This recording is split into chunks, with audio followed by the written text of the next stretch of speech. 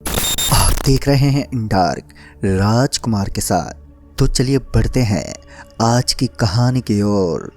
दोस्तों, बर्फ का महीना और छोटी छोटी बूंदें इस ठंड में अपना कहर बरपा रही थी। आज मौसम बहुत ही ज़्यादा ठंडा लग रहा था। हड्डियां जमा देने वाली इस बर्फ के माहौल में संदीप अपने काका के साथ गंगानगर गया हुआ था। उसके काका अब काफ़ी बुढ़े हो चुके थे, तो उनसे कहाँ इतनी सर्दी सही जाने वाली थी। गंगानगर से लौटते वक्त काफ़ी अंधेरा हो गया था और बस भी अच्छी खासी स्पीड के साथ उस पक्की सड़क पर लगातार भाग रही थी। संदीप किसी गहरी सोच में डूबा हुआ था कि बस का जोर से ब्रेक लगा और ब्रेक लगने की वजह से संदीप अपनी सीट से उछलकर नीचे गिर पड़ा। संदीप बस के ड्राइवर पर भड़कते हुए बोला, अबे पागल है क्या, देख कर नहीं चला सकता। लेकिन तब तक उसने पूरी बस का माहौल देखा तो उसके शरीर में एक बिजली सी दौड़ गई। उसने देखा कि बस में उसके अलावा कोई भी मौजूद ही नहीं था। पूरी की पूरी बस एक गहरे सन्नाटे के अंदर डूबी हुई थी। अब संदीप को बिल्कुल भी समझ नहीं आ रहा था कि यह बस खाली कैसे हो सकती है कि अचानक से संदीप के पेट में चूहों ने घमासान युद्ध छेड़ दिया। फिर संदीप बड़बड़ाते हुए अपनी नींद से उठा तो उसने पाया कि यह उसका सपना था।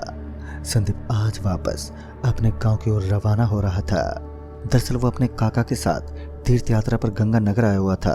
कहते हैं कि गंगा माँ का जल काफ़ी पवित्र होता है और बुजुर्गों की इच्छा होती है कि केवल एक बार गंगा नदी में स्नान जरूर करें।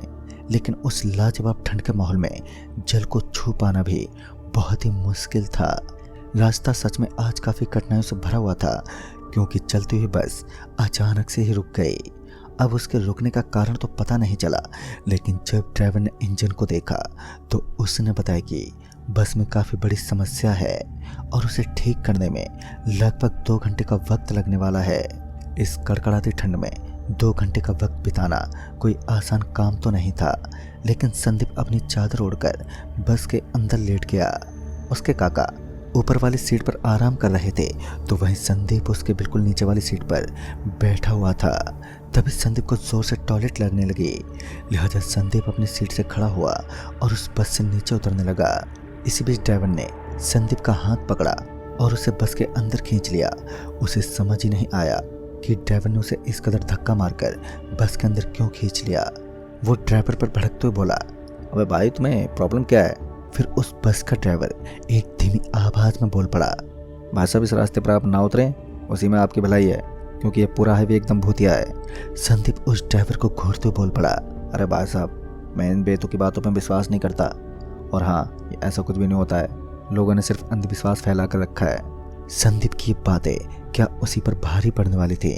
उस वक्त बस में काफ़ी सनसनी मची हुई थी। चारों ओर एकदम सन्नाटा पसरा हुआ था। संदीप ने उस बस ड्राइवर की एक ना सुनी और बस से उतरने की जिद करने लगा। लेकिन तभी बस का कंडक्टर भी बस के अंदर पहुंच गया। उसने भी संदीप को बस से उतरने के लिए सख्त मना कर दिया। फिर संदीप चुपचाप अपनी सीट पर जाकर बैठ गया। तभी संदीप को अपने काका बस से नीचे घूमते हुए नजर आए। इस बार संदीप सीधा उस बस के दरवाजे के पास पहुंचा और नीचे उतर गया। लेकिन जब संदीप नीचे उतरकर देखने लगा तो वहां कोई भी नहीं था। संदीप वापस बस की ओर पलटा, लेकिन फिर वो टॉयलेट करने के लिए पेड़ों की ओर चला गया। संदीप को उस कड़कड़ाती सर्दी का सामना काफ़ी समय से करना पड़ रहा था। संदीप थोड़ा हल्का होने के बाद सीधा बस की ओर मुड़ा और फिर बस के अंदर दाखिल हुआ। लेकिन इस बार संदीप अकेला नहीं था, उसके साथ साथ कोई और भी बस में चढ़ा था, क्योंकि जब वो बस के दरवाजे पर पहुंचा तो उसे अपने अलावा किसी दस्तक का आभास हुआ। वो पीछे मुड़ा, लेकिन ओस की बूंदों के अलावा वहां पर कोई भी नहीं था। और फिर उसने ज़्यादा ध्यान नहीं दिया और अपनी सीट पर आकर बैठ गया। बस की रिपेयरिंग भी चल रही थी और बस का ड्राइवर और कंडक्टर बस में ही थे, क्योंकि कुछ मैकेनिक लोग बस को ठीक करने में लगे हुए थे। फिर कुछ ही देर बाद ही जब देर रात संदीप की आंखें बंद होने लगी और उसे हल्की हल्की नींद का आभास होने लगा, तो धीरे धीरे संदीप गहरी नींद में था और बस का इंजन अभी तक ठीक नहीं हुआ था कि तभी किसी ने संदीप की चादर को खींचना शुरू कर दिया।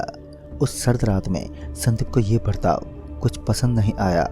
वो अपनी सीट से उठकर वहां पर बैठे सभी लोगों को बुरा भला सुनाने लगा। सभी लोग एकदम से दंग रह गए। फिर गुस्से से तिलमिलाता हुआ संदीप फिर से अपनी सीट पर लेट गया। उस वक्त बस के अंदर काफी कम लोग थे। संदीप भी थोड़ा हैरान था कि आखिर उसकी कंबल कौन खींच सकता है। थोड़ी देर के बाद बस फिर से ठीक हो गई और वहां से निकल पड़ी। सुनसान पड़े उस रास्ते पर बस अपनी पूरी रफ्तार के साथ दौड़े जा रही थी और कुछ ही मिनटों के बाद संदीप का स्टैंड भी आने वाला था, जहां से संदीप और उसके काका को अपने घर की तरफ रवाना होना था। थोड़ी ही देर के बाद बस की रफ्तार में फिर से गिरावट देखने को मिली, क्योंकि अब ठंड के साथ साथ धुंध भी छाई हुई थी, जिस कारण बस अब धीमी गति के साथ आगे बढ़ रही थी। इसी बीच संदीप का स्टैंड भी आ गया। फिर संदीप अपने काका को लेकर बस से नीचे उतरा और वहीं डिपो के अंदर बैठ गया। उसने अपने भाई को काफी फोन लगाया, लेकिन उसके भाई ने फोन नहीं उठाया, क्योंकि संदीप को वो अपनी बाइक से घर लेकर जाने वाला था, मगर शायद अब वो गहरी नींद में था। रात के लगभग 1 बज चुके थे, एक ऐसा वक्त जो बुरी ताकतों के लिए सबसे अच्छा समय माना जाता है। उसी समय संदीप को बस डिपो के अंदर कुछ देर पहले वहां का गार्ड दिखा, लेकिन अब वहां पर गार्ड के अलावा एक व्यक्ति और बैठा हुआ था। यह देखकर संदीप थोड़ा हैरान सा रह गया, क्योंकि कुछ देर पहले उस सन्नाटे से भरी जगह में चारों तरफ कोई भी मौजूद नहीं था। फिर संदीप ने उस आदमी पर ज्यादा ध्यान नहीं दिया और अपने छोटे भाई को फोन करने लगा, ताकि वो उन्हें वहां से लेकर जा सके। इसी बीच अपनी गर्म कंबल के अंदर संदीप को नींद आने लगी थी और धीरे धीरे उसकी आंखें अब बंद होने लगी। फिर कुछ देर के बाद जब संदीप ने अपनी आंखें खोली तो उसने देखा कि उसके काका अब वहां पर मौजूद ही नहीं थे। संदीप तो ये सब देखकर थोड़ा डर सा गया, क्योंकि उसके काका की पूरी जिम्मेदारी संदीप के कंधों पर थी। फिर संदीप अपने काका को इधर उधर ढूंढने लगा और फिर तभी उसकी नजरें डिपो से दूर बरगद के पेड़ के नीचे पड़ी, तो उसने देखा कि उस पेड़ के नीचे उसके काका बैठे हुए थे और संदीप को अपनी तरफ आने का इशारा कर रहे थे। संदीप बिना कुछ सोचे समझे अपनी सीट से उठा और उसी पेड़ की ओर चल दिया। इससे पहले कि संदीप उस बरगद वाले पेड़ के नीचे पहुंच पाता, किसी ने उसे पीछे से आवाज देते हुए कहा, अरे बेटा, वहां कहाँ जा रहा है? तुम्हारा भाई तो अभी तक यहाँ पर आया नहीं है। और जब संदीप पीछे मुड़ा तो सच में उसके शरीर में एक बिजली सी दौड़ गई। उसने देखा कि उसके काका तो वहां पर बैठे हुए हैं, लेकिन अब वो आदमी जो कुछ देर पहले उस बस डिपो के अंदर आराम कर रहा था, वो मौजूद ही नहीं था और ना ही दूर दूर तक उस गार्ड का कोई नामो निशान था। शायद वहां का गार्ड भी इस कड़कड़ाती ठंड के माहौल में अपने कमरे में जाकर आराम कर रहा था। अब संदीप को समझ ही नहीं आया कि वो इस लाजवाब ठंड के भयानक माहौल में करे तो करे क्या, क्योंकि एक तो उसका छोटा भाई फोन नहीं उठा रहा था और अब धीरे धीरे उन ओस की बूंदों ने सब कुछ चीजों को एकदम गीला कर दिया था। इसी बीच संदीप के फोन की रिंग बज उठी और जब उसने फोन देखा तो उन्होंने पाया कि फोन उन्हीं के छोटे भाई का था। फिर संदीप ने उसे जल्द से जल्द अपने पास पहुंचने को कहा। संदीप इधर उधर टहलता हुआ उस डिपो को चारों ओर से देखने लगा। तभी संदीप को कोई डिपो के बिल्कुल करीब खड़ा हुआ दिखाई दिया। संदीप ये सोचे समझे बिना कि इतनी रात को वो यहाँ क्या कर रहा होगा, वो उसी की ओर चल पड़ा। अब उसे ऐसा लग रहा था मानो वो अपने शरीर से अपना पूरा नियंत्रण खो चुका था। वो अपने आप को रोक नहीं पाया और जब वो उस जगह पर पहुंचा तो उसका पूरा शरीर बुरी तरह से कपकपाने लगा, क्योंकि वहां एक नहीं बल्कि आंख फूटे हुए काफी लोग एक समूह में खड़े हुए दिखाई दे रहे थे और सभी लोगों के पांव एकदम पीछे की ओर मुड़े हुए थे। अपनी कांपती जुबान के साथ वो किसी तरह वहां से भागने की कोशिश करने लगा, लेकिन उसके पैर अब जम से चुके थे कि तभी एक हाथ उस जमीन को फाड़कर नीचे से निकला और फिर उन सभी लोगों ने किसी जानवर जैसा रूप धारण कर लिया। उनका पूरा मुंह खून से लथपथ था और साथ ही वह सभी दिखने में काफी खूंखार लग रहे थे। संदीप ने अपनी पूरी हिम्मत जुटाई और फिर वहां से भागने लगा। जब तक वो बस डिपो के पास पहुंचा तब तक उसकी हालत बेहद गंभीर सी बन चुकी थी। इसी तरह भाग दौड़ की आवाज से वो गार्ड अपने रूम से बाहर निकला और सीधा संदीप के पास पहुंचा और फिर संदीप ने अपने कांपते हुए शरीर के साथ उस गार्ड को पूरी बात बताई।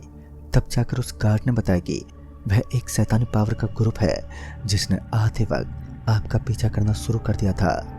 बस से नीचे उतरते वक्त आपकी गंद की वजह से वो अभी आपके पीछे लग गए। फिर बाद में वो पूरी रात उसी जगह पर रुके रहे और सुबह होने के बाद वापस अपने घर लौट गए। तो दोस्तों इस तरह एक सच्ची घटना की समाप्ति हुई। तो दोस्तों इस कहानी में बस इतना ही। कहानी आपको पसंद आई हो तो लाइक शेयर जरूर करें और साथ ही हमें कमेंट बॉक्स में ज़रूर बताएं। तो मैं आपका दोस्त राजकुमार जल्दी ही मिलूँगा ऐसे ही एक और नई कहानी के साथ। तब तक के लिए बाय एंड टेक केयर।